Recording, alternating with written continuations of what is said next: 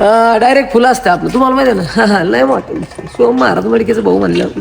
तर आज आलेलो मित्रांनो डायरेक्ट समृद्धीचा एंड पॉइंट, नाद करायचा नाही.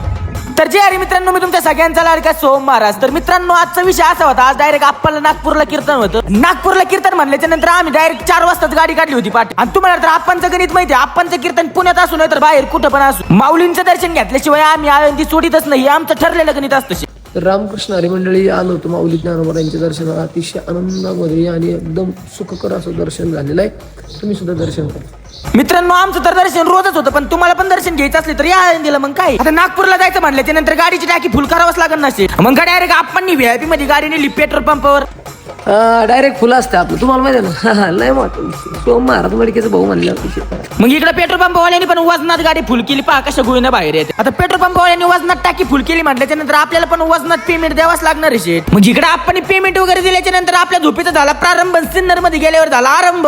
नाद करायचा नाही भाऊ. आणि सोबतीला विशाल शेठ म्हणल्याच्या नंतर महाराष्ट्रात झोपीच्या क्षेत्रातला बादशाह म्हणून ओळखलं जातं विशाल शेठला. आम्ही उतरले नाश्ता वगैरे वजनात करून घेतला, पण इथं आप्पाचे फॅनच आप्पाला सुधरून देत नव्हता. आम्ही तरी काय करा. मग इकडे फॅन लोकांनी सगळ्यांनी फोटो वगैरे काढून घेतले आणि डायरेक्ट आमची गाडी आता समृद्धीला. इकडे समृद्धीला गाडी लागल्याच्या नंतर डायरेक्ट VIP मध्ये आमचे नाना आता ड्रायव्हिंग करायला बसलेले आहेत. आणि नाना ड्रायव्हिंग करायला बसले म्हणल्याच्या नंतर विषय डायरेक्ट ढगात असतो. आम्हाला पण माहिती आहे, तुम्हाला पण माहिती. इकडे समृद्धी लागून 2 किलोमीटर पण गेलो नाही, इकडे लगेच विशाल शेठ कोमात. तुम्हाला मागाशी नाही म्हणलं का, महाराष्ट्रात डायरेक्ट बादशाह म्हणून ओळखलं जातं. खरे 50 किलोमीटर झालं ना, आप्पा सहित सगळे कार्यकर्ते डायरेक्ट कोमात. फक्त नाना मीच जागेवर होतो. आपल्याला आदेश आला होता, पण यांना राखण राहावं लागतं ना, म्हणून नकार दिला. नानाने एका ठिकाणी गाडी थांबवली, मी पाहतो यार म्हणलं मी पण कोमात गेलो होतो राव. जाऊ द्या म्हणलं, असो होत असतं कधी कधी.